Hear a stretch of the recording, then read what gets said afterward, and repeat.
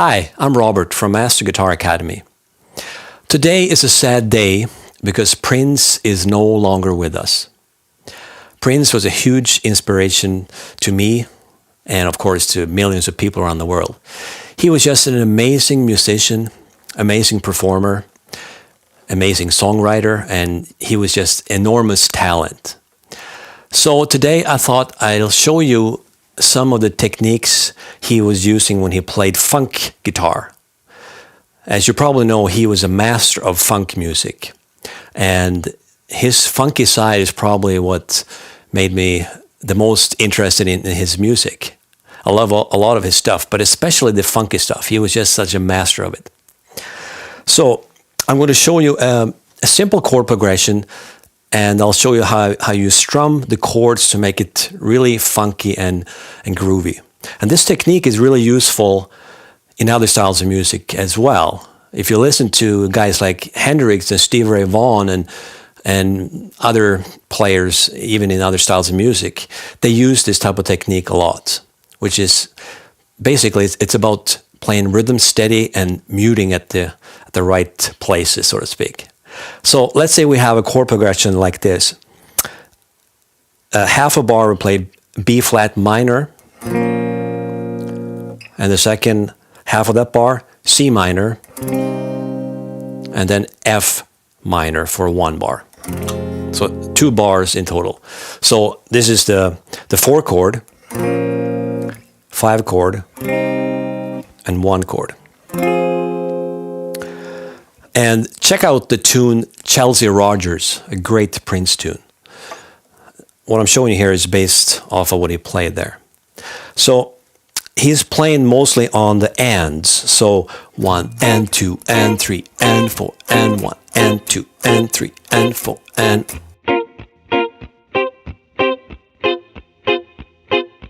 But that sounds like reggae, right? It's not funky. So what we're going to do here is to speed it up a little bit.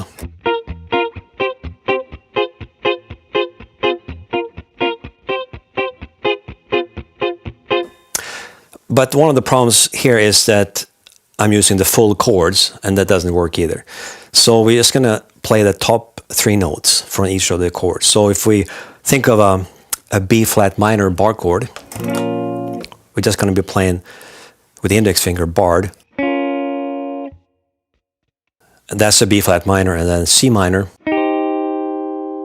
And then for the F minor, which comes from this bar chord. So we have this note on top for both the 5 chord and the 1 chord. 4 chord, 5 chord, 1 chord. And now instead of playing just upstrokes, I mean, you could do that 1 and 2 and 3 and 4 and 1 and 2 and 3 and 4 and 1 and 2 and 3 and 4 and 1 and 2 and 3 and 4. It's not bad. It starts sounding cooler when you speed it up, as well as you played staccato, which is the next thing I'll get into. But before I get into the staccato thing, let me tell you about a different way of strumming. Instead of just going 1 and 2 and 3 and 4, we're going to use the right hand as a metronome. We're going to be doing downstrokes twice as fast. So instead of going 1 and 2 and 3 and 4, we're going to do 1 and 2 and 3 and 4 and 1 and 2 and 3 and 4. So that means I'm going to hit the chords with downstrokes.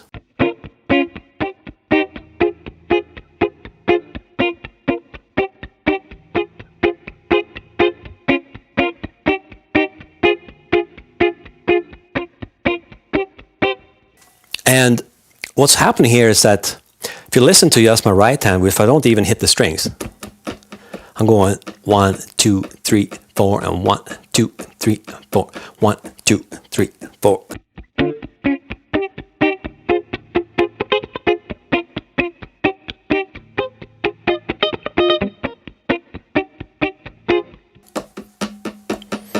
I'm just banging away on the guitar, which is my drummer, it's my metronome. This is keeping time for me.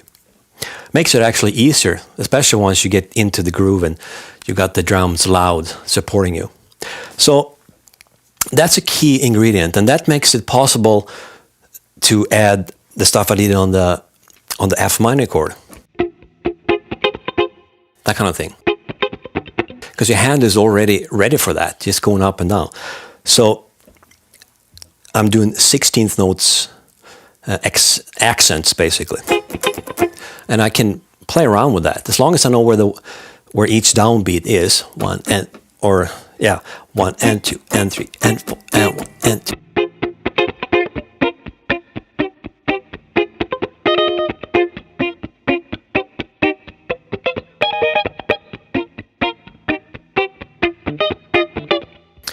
You can play around with chords and cool grips, but the right hand is a key thing there.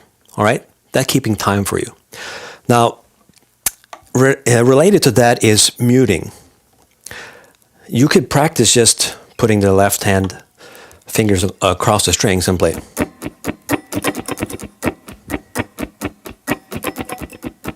One and 2 and 3 and 4 and 1. 1, 2, 3, 4, 1, 2. The muting I'm talking about is the right hand. Compare with, like, I couldn't play that. I need to mute with the right hand. So when I'm doing this banging, when the hand is not banging the guitar, it's, well, actually, when it's banging the guitar, I mean, that's when I'm muting the strings. There.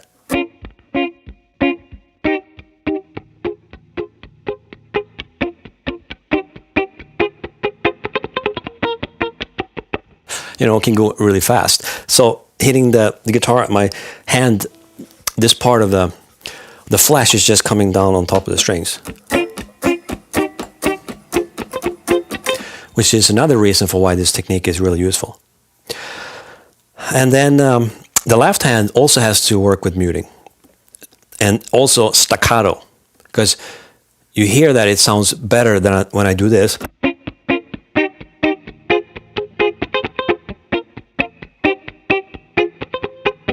Compared to.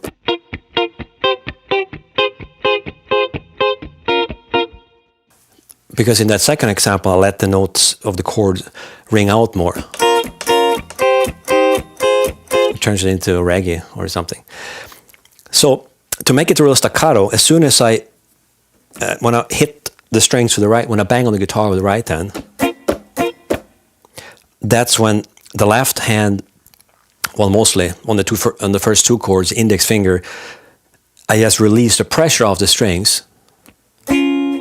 Like that, but I don't remove the hand or the fingers. They're just sitting on top of the strings to mute.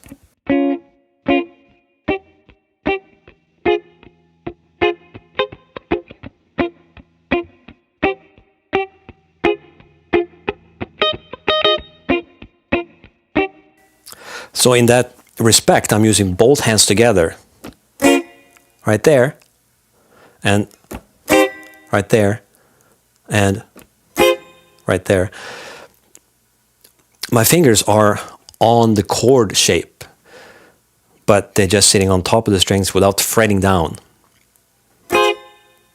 And this right hand is coming down.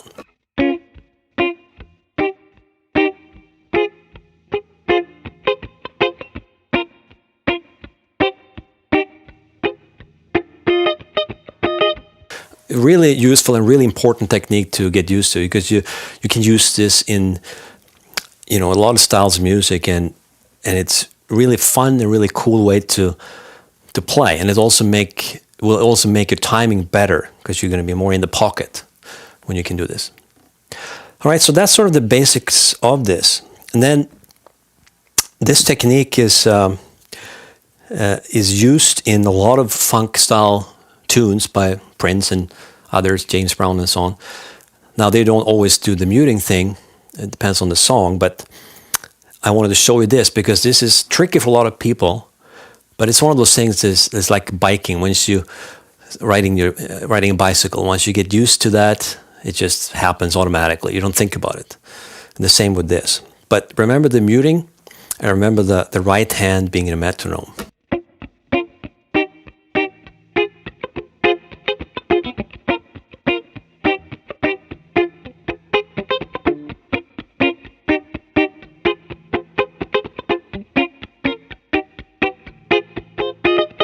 And now those accents, I'll play.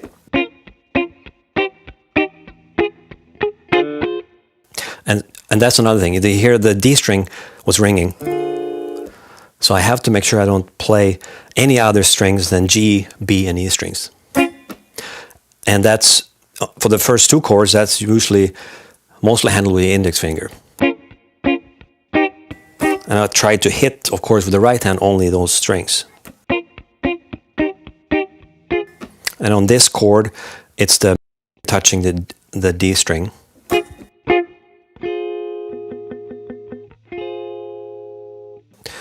And I try to, of course, not hit all 6 strings, just those 3.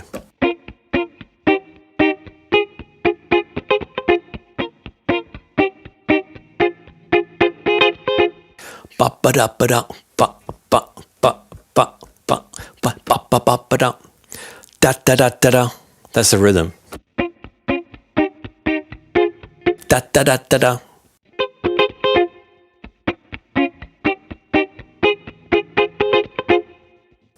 And sometimes I hate hearing the low E string ringing when I'm playing.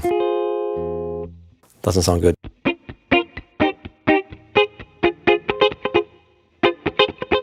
But again, it's muting the D string with the ring finger, but this hand is taking care of those two best I can. Because I'm also moving around, so.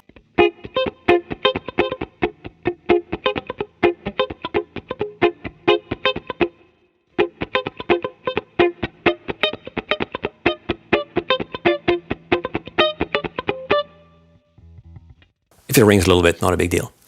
Now, the other thing I want to mention here is the pick. I find this is also an important part of playing this style of music. First of all, I'm using a TrueFire pick. TrueFire, great company. Check them out, truefire.com. But it doesn't really matter what brand the pick is, but it has to be fairly thin. That's the point. I usually like using pretty fat picks, like 1.5 millimeters or maybe 2 millimeters sometimes even fatter picks. I like that for single note stuff. But when you're playing this style of music or this technique, when you are strumming a lot over strings like this, having a real thick pick might actually make it more difficult because it digs in too deep in the strings, like this way, into the strings. So a thinner pick makes it easier to get the pick across, and you get less caught in the strings. Now, I think this might be between 0.6 or 0.8 millimeters.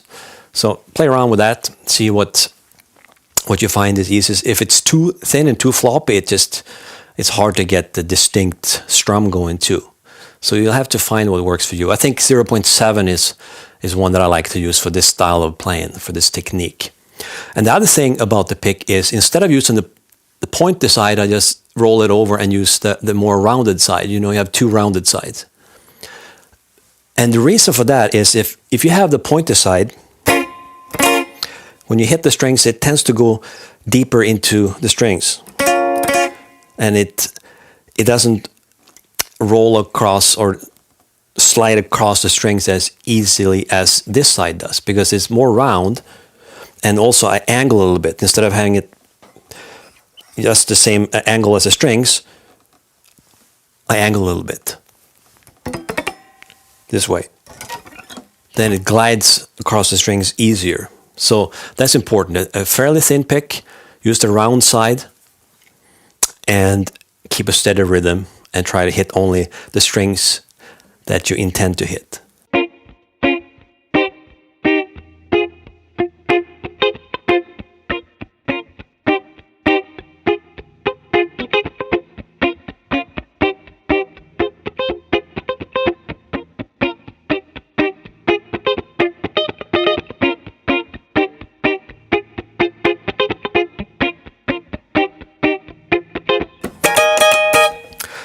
that's the gist of this technique. And you can, of course, use it in other songs. This is just one example. But play around with this technique and listen to a lot of Prince music, James Brown, Parliament, and Funkadelics.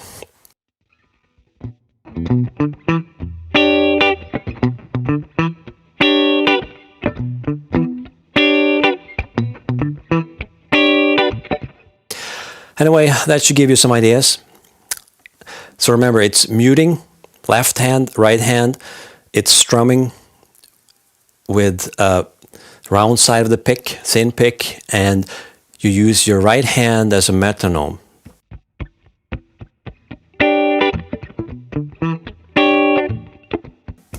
And you kind of bang on the guitar. It makes it easier to keep time, and you're going to be more steady with your strumming. So I hope that helps. Let me know what you think. And subscribe to my YouTube channel if you haven't already. And God bless Prince. I'm sure he will be playing a lot of great music wherever he is now.